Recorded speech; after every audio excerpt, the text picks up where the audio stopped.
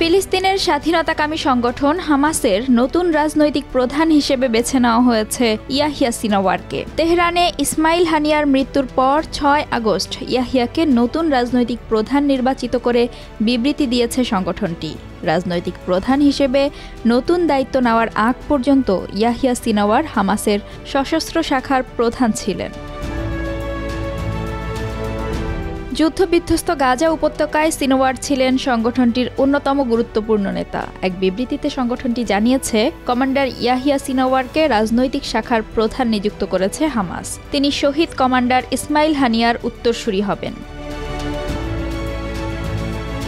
৩১ জুলাই ইরানের রাজধানী তেহরানে হত্যা করা হয় ফিলিস্তিনের মুক্তিকামী সংগঠন হামাসের রাজনৈতিক শাখার শীর্ষ নেতা ইসমাইল হানিয়াকে।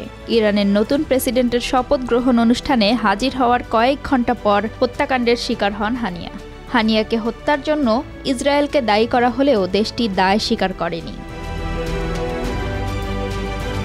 ৬১ বছর বয়সী সিনওয়ারকে গত বছরের ৭ অক্টোবর ইসরায়েলে হামলার প্রধান পরিকল্পনাকারী হিসেবে দেখা হয়। ইসরায়েলি কর্তৃপক্ষের ভাষ্যমতে সেদিন হামলায় প্রায় ১,২০০ মানুষ নিহত হয়েছে, আহত আরও কয়েক হাজার। এছাড়া ২ শতাধিক লোককে জিম্মি করে গাজায় নিয়ে যাওয়া হয়।